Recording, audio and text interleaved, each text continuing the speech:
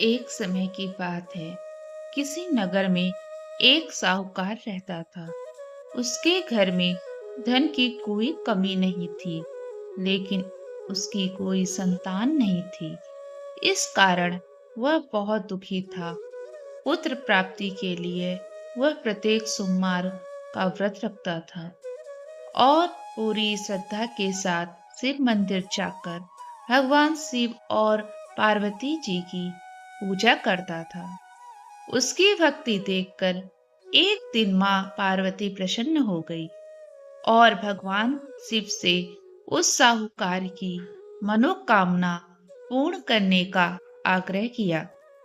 पार्वती जी की इच्छा सुनकर भगवान शिव ने कहा कि हे पार्वती, इस संसार में हर प्राणी को उसके कर्मों का फल मिलता है। जिसके भाग्य में जो होता है उसे भोगना ही पड़ता है। लेकिन पार्वती जी ने साहूकार की भक्ति का मान रखने के लिए उसकी मनोकामना पूर्ण करने की इच्छा जताई। माता पार्वती के आग्रह पर शिव जी ने साहूकार को पुत्र प्राप्ति का वरदान दिया, लेकिन साथ ही यह भी कहा कि उसके बालक की आयु केवल 12 वर्ष होगी। माता पार्वती और भगवान शिव की बातचीत को साहूकार सुन रहा था। उसे ना तो इस बात की कोई खुशी थी और ना ही दुख। वह पहले की भांति शिव जी की पूजा करता रहा। कुछ समय के बाद साहूकार के घर एक पुत्र का जन्म हुआ। जब वह बालक 11 वर्ष का हुआ तो उसे पढ़ने के लिए काशी भेज दिया। साहूकार ने पुत्र के मामा को बुलाकर उसे बहुत सारा धन दिया और कहा कि तुम इस बालक को काशी विद्या प्राप्ति के लिए ले जाओ और मार्ग में यज्ञ कराना। जहाँ भी यज्ञ कराओ वहाँ ब्राह्मणों को भोजन कराते हुए दक्षिणा देते हुए जाना।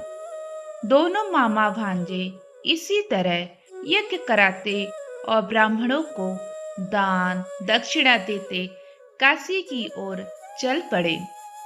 रात में एक नगर पड़ा जहां नगर के राजा की कन्या का विवाह था, लेकिन जिस कन्या से उसका विवाह होने वाला था वह एक आंख से काना था।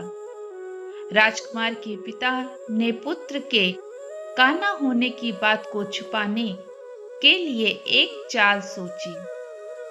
साहूकार के पुत्र को देखकर उसके मन में एक विचार आया। उसने सोचा, क्यों ना इस लड़के को दूल्हा बनाकर राजकुमारी से विवाह करा दूं। विवाह के बाद इसको धन देकर विदा कर दूंगा और राजकुमारी को अपने नगर ले जाऊंगा। लड़के को दूल्हे के वस्त्र पहनाकर राजकुमार से विवाह करा दिया गया, लेकिन साहूकार का पुत्र ईमानदार था। उसे यह बात ठीक नहीं लगी। उसने अवसर पाकर राजकुमारी के चुन्नी के पल्ले पर लिखा कि तुम्हारा विवाह तो मेरे साथ हुआ है, लेकिन जिस राजकुमार के साथ तुम्हें भेजा जाएगा वह एक आंख से काना है। मैं तो काशी पढ़ने जा रहा हूँ। जब राजकुमारी ने चुन्नी पर लिखी बातें पढ़ी तो उसने अपने माता पिता को यह बात बताई। राजा ने अपनी पुत्री को विदा नहीं किया, जिससे बारात वापस चली गई। दूसरी ओर साहूकार का लड़का उसका मामा काशी पहुंचे और वहां जाकर उन्होंने यज्ञ किया। जिस दिन लड़के की आयु 12 वर्ष की हुई उस दिन यज्ञ रखा गया।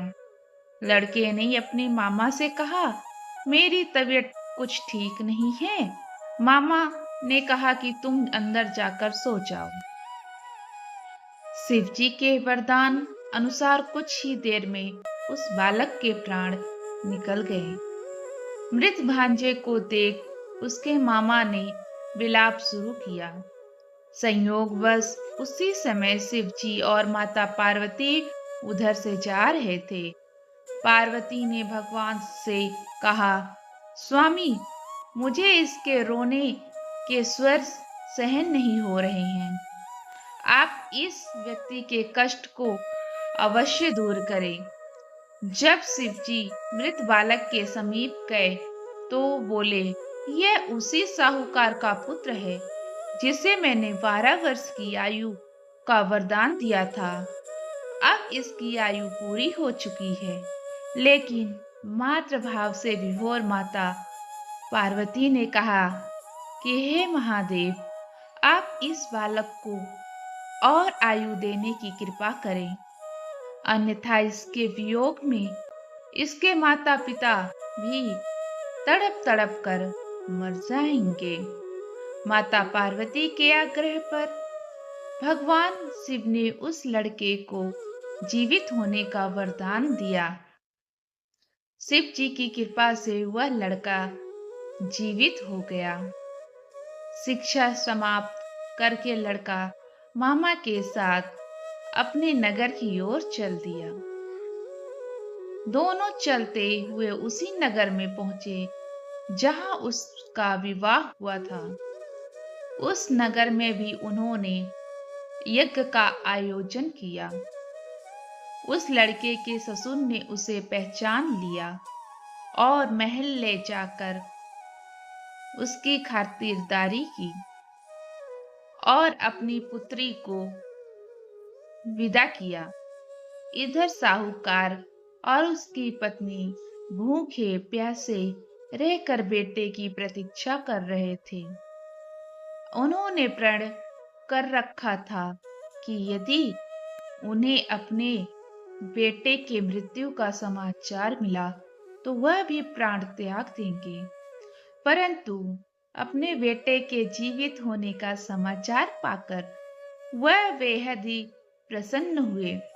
उसी रात भगवान शिव ने व्यापारी के स्वप्न में आकर कहा, हे श्रेष्ठी, मैंने तेरे सोमवार के व्रत करने और व्रत कथा सुनने से प्रसन्न होकर तेरे पुत्र को लंबी आयु प्रदान की है।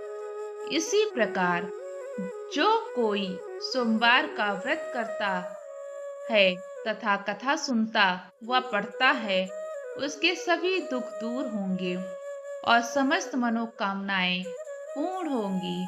बोलिए हर हर महादेव। ओम नमः शिवाय।